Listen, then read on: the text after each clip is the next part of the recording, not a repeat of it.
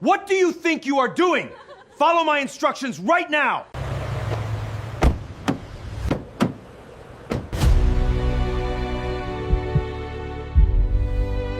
I love you. Are you ready to go home? 4 words. One trembling hand caught in the grip of a man the tabloids were too afraid to name. Behind them, 10 engines idled like a held breath, and an entire hospital was about to learn how badly it had misjudged the quietest woman on staff. She's hiding a kingdom behind a hospital badge, and the people mocking her have no idea who's coming for them. If you believe respect shouldn't depend on your accent, your skin, or your paycheck, hit subscribe and drop a comment below. Only the Dr. Yoons of the world scroll past without liking. Let's go. Seoul General Medical Center smelled on a good day like antiseptic and ambition. On a bad day, it smelled like burnt coffee and the particular sourness of doctors who'd skipped lunch to argue about parking spaces. Naomi Adeyemi had stopped distinguishing between good days and bad days around month 4 of her residency.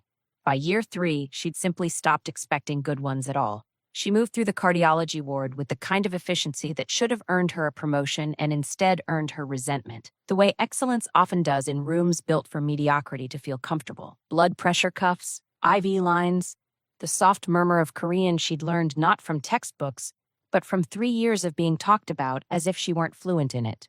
She was. She just chose her battles the way she chose her shoes, quietly and built to last. Nurse Adeyemi. Dr. Yoon's voice carried the particular lilt of a man who enjoyed an audience. Bed 7 needs his dressing changed. Try not to confuse the gauze for a hijab this time. A junior nurse near the supply cart actually gasped, not at the cruelty Naomi suspected, but at the audacity of saying it that loud. Naomi set down the chart she was holding with the gentleness of someone setting down something far heavier than paper. I'm Nigerian, Dr. Yoon. Catholic, actually. But I appreciate you branching out into new categories of ignorance. Keeps the workplace fresh. She picked the chart back up. Bed 7's dressing is already changed. You'd know that if you'd read his chart before writing his discharge orders an hour early. The silence that followed had texture.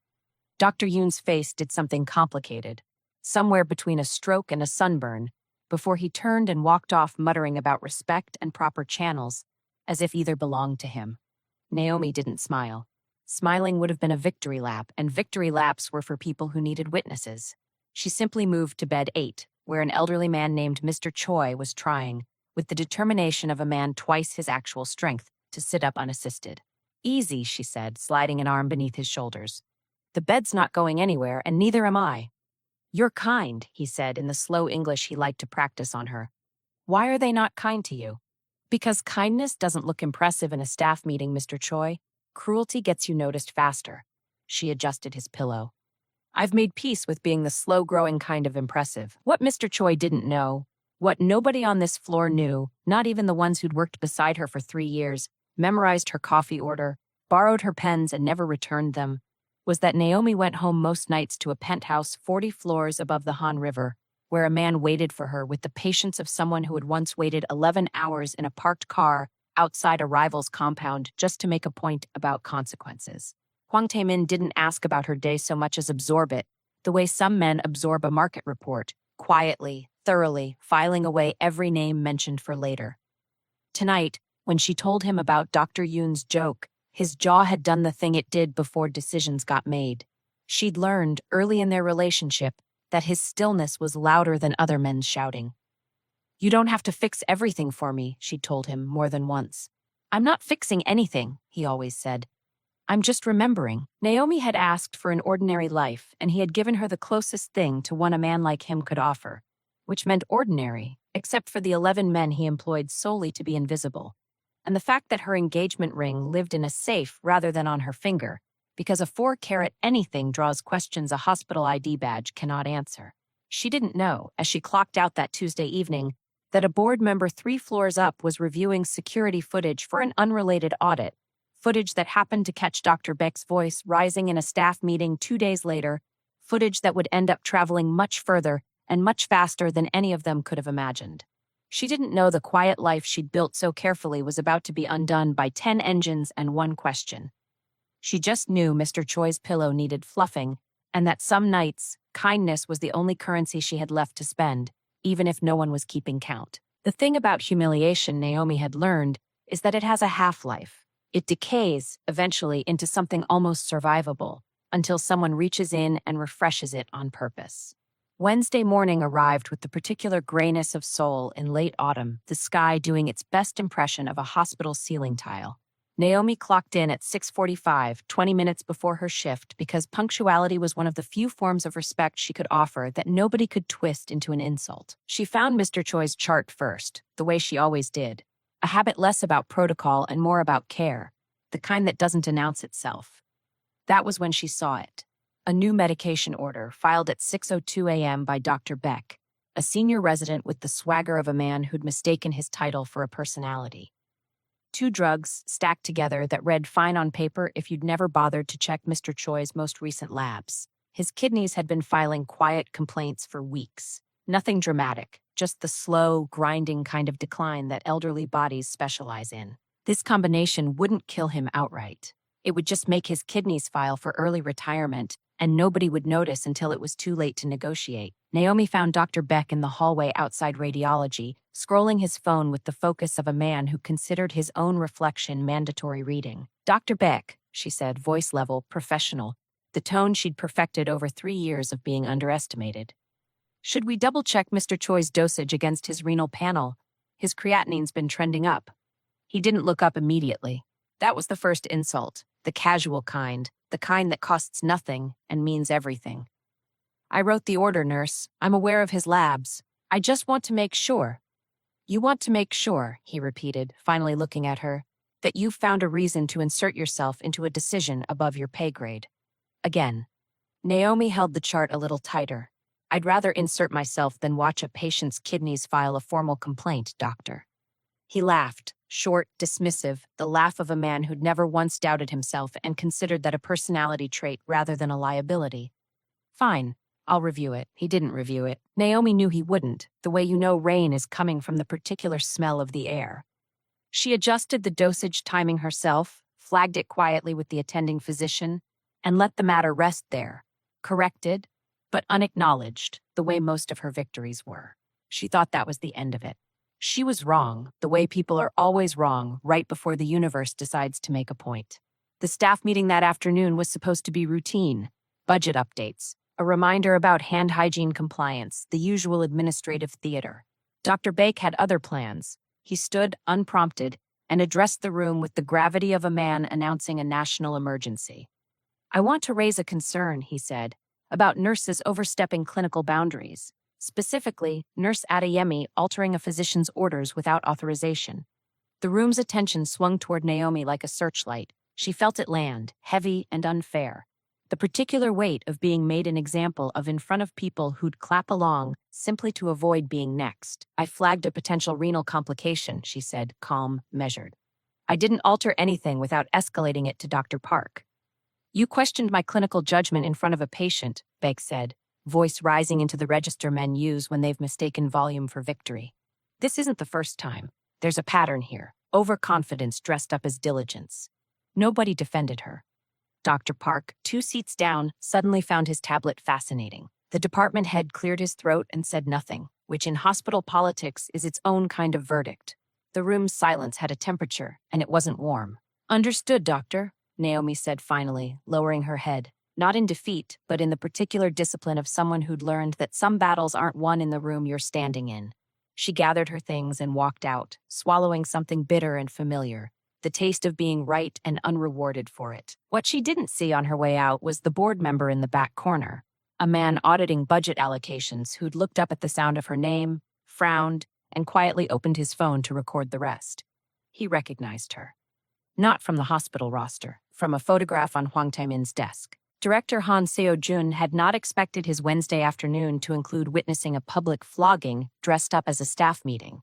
He'd come to Seoul General to audit quarterly equipment expenditures, a task so dry it required 2 cups of coffee just to stay conscious through the first spreadsheet, and instead found himself watching a senior resident dismantle a nurse's dignity in front of 20 witnesses, none of whom seemed inclined to intervene. He'd recognized her almost instantly.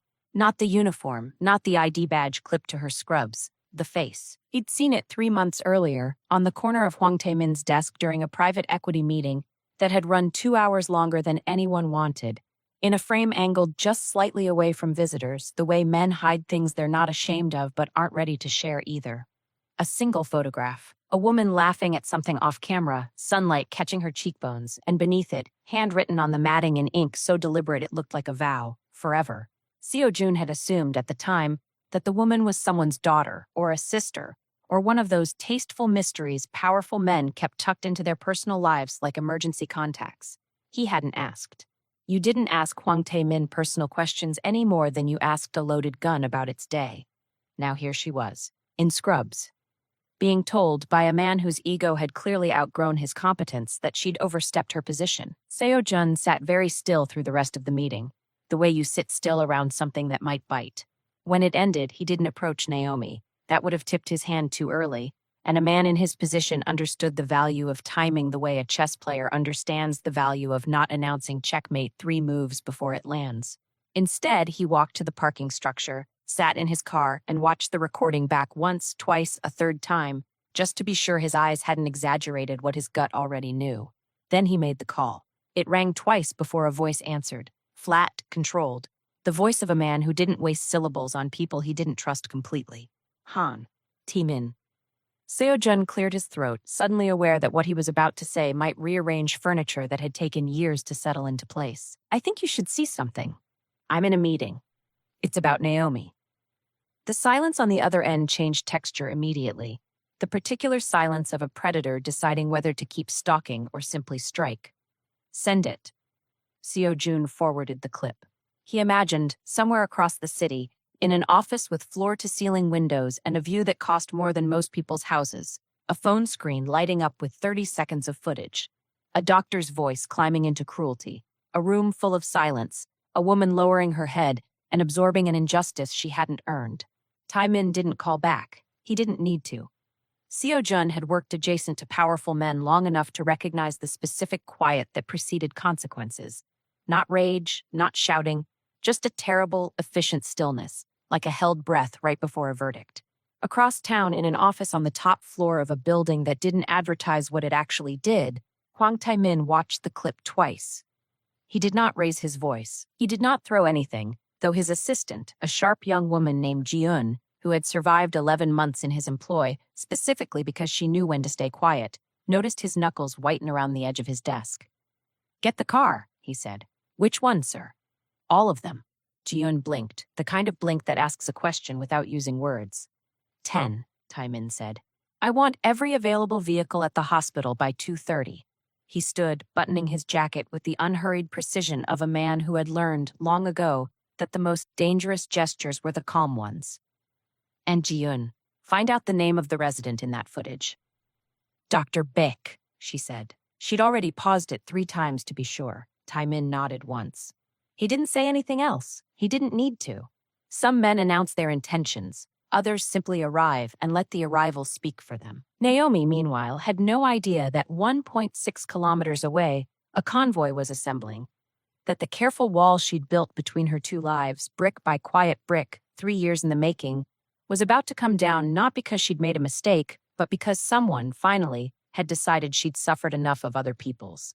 She was simply refilling a water pitcher in room 412, humming under her breath, unaware that somewhere across Seoul, 10 engines were starting at once. By 2 o'clock, Naomi had almost forgotten the staff meeting entirely.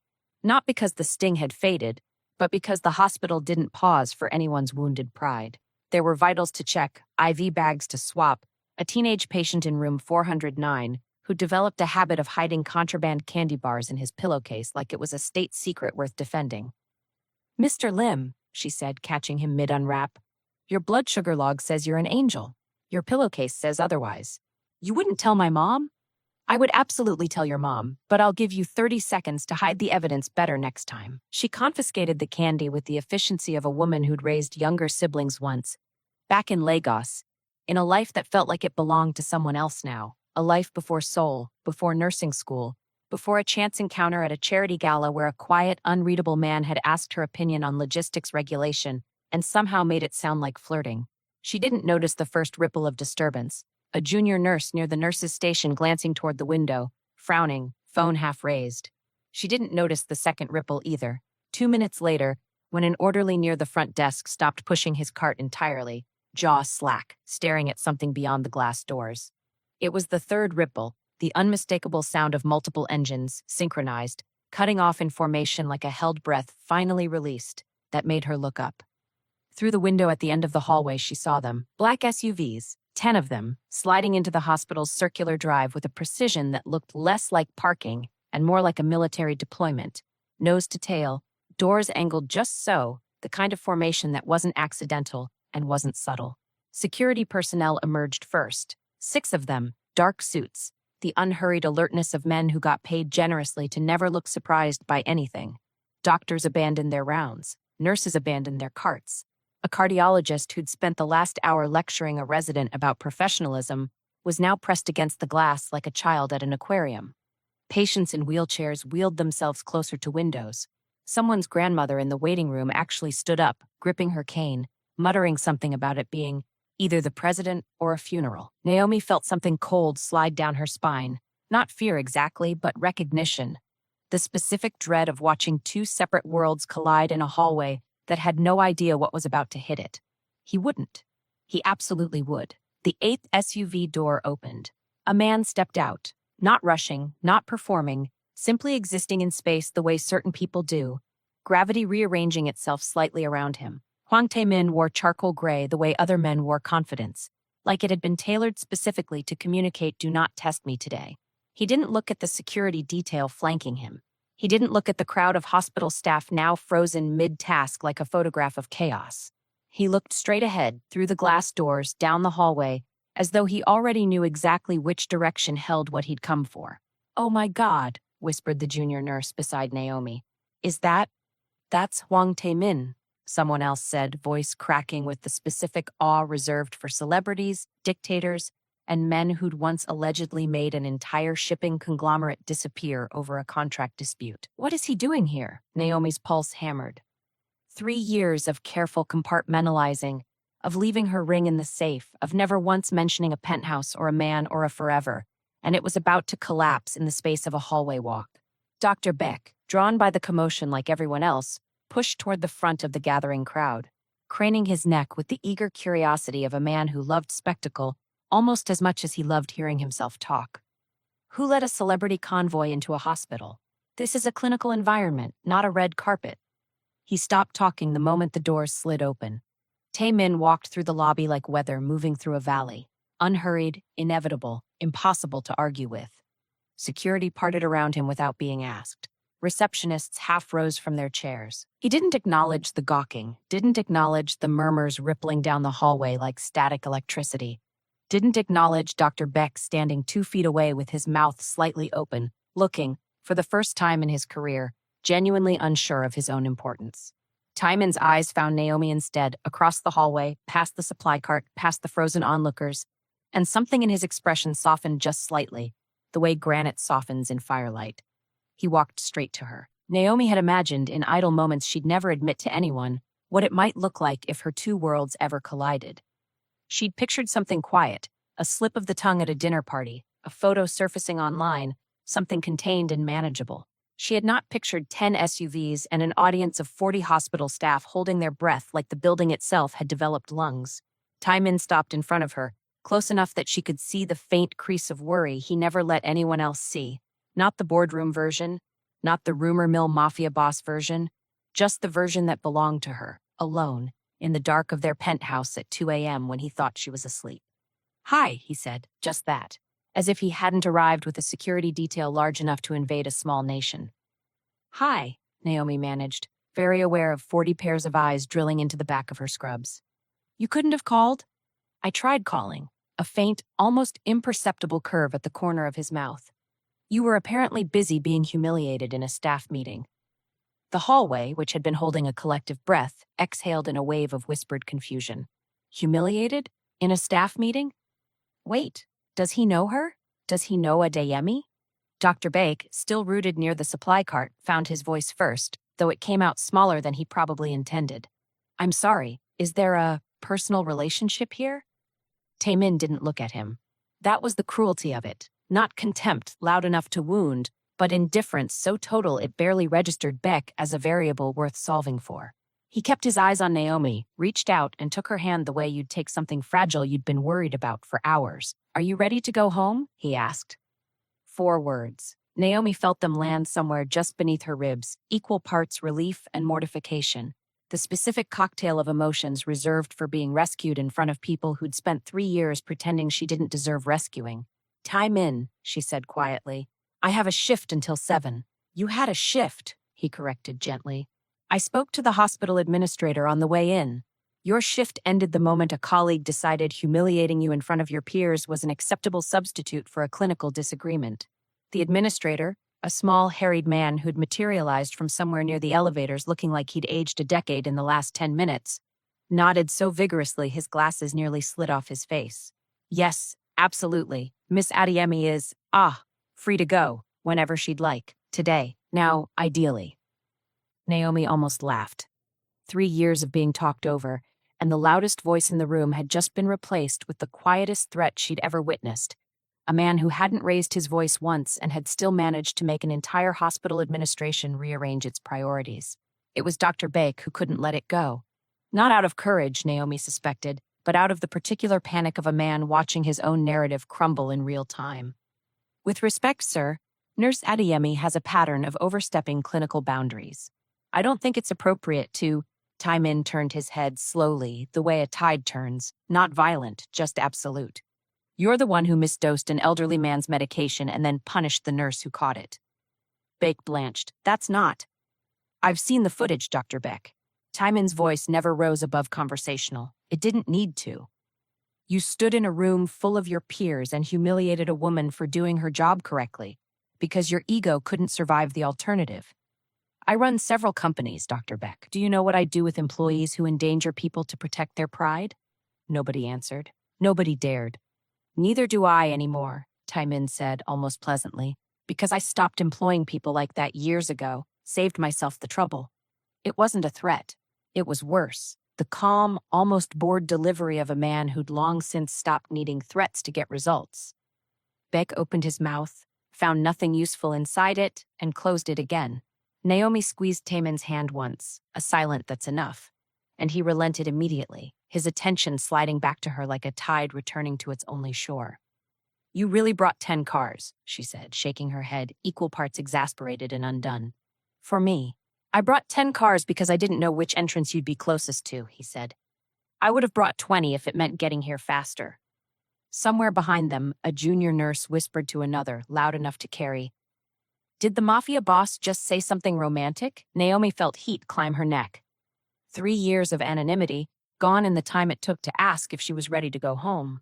She looked around the hallway, at Mr. Choi's room down the corridor, at the patients who'd shown her more kindness in small doses than this staff ever had in bulk, at Dr. Beck standing pale and silent for possibly the first time in his medical career, and felt something shift inside her chest. Not triumph exactly, something steadier. Something that had been waiting 3 years to stand up straight. "Give me 10 minutes, she told Timon. "I have goodbyes to say properly. I'm not leaving like I'm fleeing a crime scene." He almost smiled, the real one, the rare one. "Take 20. I'll wait." Naomi found Mr. Choi exactly where she'd left him an hour earlier, propped against his pillows, watching the commotion in the hallway with the delighted confusion of a man who suspected he'd missed the most interesting thing to happen at Seoul General in a decade. "Nurse Adeyemi," he said, eyes bright. "Is that your husband outside, with all the cars?" "Fiancé," she corrected gently, sitting on the edge of his bed. "And yes, I'm sorry I never mentioned him." "Why apologize?" Mr. Choi waved a frail hand. "You didn't owe anyone a resume of your life. You owed them good nursing. You gave that." He studied her for a moment, the way old men sometimes study things they've decided are worth remembering. "They will talk about you differently now. Don't let it change how you talk about yourself." She squeezed his hand, throat tight in a way she hadn't expected. "Take care of those kidneys, Mr. Choi. I mean it. No skipping your renal panels just because I won't be here to nag you." "I'll find someone else to terrify into compliance," he said, and she laughed. A real one, the kind that had been rationed carefully for 3 years and suddenly felt affordable again. She made her rounds slowly, deliberately, refusing to let her exit feel like an escape.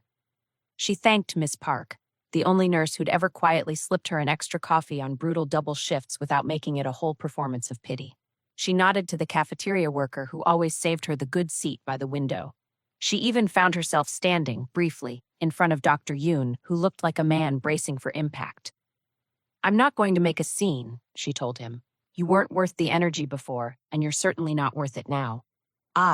He started, something that might have been an apology forming behind his teeth. "Save it," Naomi said, not unkindly.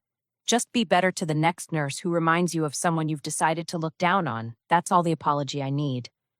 She found Dr. Beck last, lingering near the nurse's station with the particular stillness of a man who knew the room had already convicted him and was simply waiting to hear the sentence. "I'm not going to report you," she said, and watched surprise flicker across his face. "Not because you don't deserve it. You do. But because I don't want my last memory of this place to be revenge. I want it to be the version of me who corrected your mistake because it was right, not because I needed credit for it." "Why are you being decent to me?" he asked, voice smaller than she'd ever heard it. "Because decency isn't a transaction, Dr. Beck. You'll figure that out eventually, or you'll keep losing nurses smarter than you who got tired of proving it." She paused at the door. "Mr. Choi's renal panel needs rechecking in 72 hours. Don't let your ego override that twice." He nodded, actually nodded, like a chastened student, and said nothing else as she walked away. The administrator caught her near the elevators, practically vibrating with the need to say something diplomatic. "Miss Adeyemi, on behalf of the hospital, I want to extend our sincerest—" "Save it for HR," Naomi said, not unkindly. "Just make sure the next nurse who corrects a dangerous order doesn't have to do it twice as carefully because she's worried about being humiliated for it. That's the only apology that'll matter in 6 months." She walked through the lobby with her bag over her shoulder, scrubs still on, badge still clipped to her chest, no triumphant change of clothes, no slow-motion strut, just a woman leaving work the same way she'd arrived, with dignity intact because she'd never actually lost it in the first place. The crowd that had gathered to gawk parted instinctively, murmuring, phones lowering as if suddenly embarrassed to have raised them at all. Taemin waited by the open SUV door, jacket discarded, sleeves rolled to the elbow despite the autumn chill, looking less like a feared businessman and more like a man who'd simply been waiting, patiently the way he'd practiced for 3 years, for her to be ready. "Took you long enough," he said, voice warm. "I had goodbyes to say properly," Naomi said, sliding her hand into his. "Unlike some people's grand entrances." "In my defense," he said, helping her into the car, "subtlety has never once worked on you." She laughed, settling into the seat beside him, as the door closed with a soft, expensive click. The sound of one chapter ending, and never needing to explain itself to anyone again. The penthouse was quiet in the particular way Naomi had grown to love. Not the silence of a hospital corridor at 3 a.m., heavy with monitors and held breath, but the silence of a place that didn't require her to brace for anything. She stood at the window overlooking the Han River, still in her scrubs, watching the city lights stitch themselves across the water like something patient and unbothered by the day's chaos. Taemin came up behind her, draping a blanket over her shoulders before she even registered the cold. "You're quiet," he said. "Should I be worried?" "I'm fine." She leaned back into him. "I think I'm just realizing how long I've been holding my breath. 3 years of being careful, of being twice as good and saying half as much just to avoid giving anyone a reason. You never needed a reason to be exactly who you are. I know that now." She turned to face him. "But it took 10 SUVs and a small public spectacle for the hospital to learn it. That bothers me a little. Shouldn't have taken any of that." Taemin considered this with the seriousness he gave everything, the same focus he'd once turned on a hostile takeover, now aimed entirely at her. "It shouldn't have," he agreed, "but the lesson landed anyway. Sometimes people only learn respect when it arrives wearing consequences. I'd rather they learn it badly than not at all. That's a very mafia boss way of looking at grace. I prefer efficient logistics executive." The corner of his mouth twitched. "But yes, fine, mafia boss Grace." She laughed, and the sound of it, easy, unguarded, felt like something she'd been rationing for 3 years and could finally spend freely. She thought of Mr. Choi, propped up in his bed, telling her not to let anyone's cruelty rewrite how she spoke about herself. She thought of Miss Park's quiet coffees, of Dr. Baek's small, chastened nod, of Dr. Yoon's unfinished apology hanging in the air like something he'd have to carry now, unspoken, for longer than he'd like. "Do you regret it?" Taemin asked. "Walking away from the work? No." She shook her head, certain. I regret that I waited 3 years to stop shrinking myself to make other people comfortable. I'm not walking away from nursing. I'm walking away from a hospital that decided my worth was negotiable. She met his eyes. There's a community clinic 2 districts over, underfunded, understaffed, run by a woman who's been trying to recruit me for a year. I think I finally have the freedom to say yes. Freedom, Taimin repeated, like he was testing the weight of the word. Is that what tonight bought you? No, Naomi said softly. You didn't buy me anything. You just stopped letting me carry it alone. She reached up, touched his jaw, the same gesture she'd made 100 quiet nights before tonight ever happened. There's a difference between rescue and partnership, Taimin. I need you to know I chose this. Chose you. Long before tonight, and I'd choose it again even without the SUVs. Good, he said, voice rough in a way he rarely let show. Because I already told the board I'm taking the rest of the week off. No logistics, no contracts, no men in dark suits unless they're carrying breakfast. That's either very romantic or a security risk. With me, it's usually both. She smiled, resting her head against his chest, listening to the steady, unhurried rhythm of a heartbeat that had learned, slowly, deliberately, the way tigers learn to sit still, to match the pace of an ordinary life, even when ordinary had never quite fit him. Outside, the city carried on the way cities do, indifferent to the small revolutions happening in penthouses and hospital corridors alike. Somewhere across Seoul, a hospital staff was already rewriting its own story, quietly, the way institutions do when they realize they've been cruel to the wrong person and can't take it back. Somewhere, Dr. Beck was double-checking a renal panel he wouldn't have bothered with a week ago. Somewhere, a junior nurse was deciding to speak up the next time someone mocked an accent, because she'd seen, finally, what quiet dignity could survive long enough to become. Naomi closed her eyes, safe in the kind of stillness she'd never had to perform for anyone. She hadn't needed revenge. She'd needed, simply, to be seen. And now that she was, she intended to spend the rest of her life making sure no one mistook a uniform, a badge, or a quiet voice for the absence of a kingdom ever again.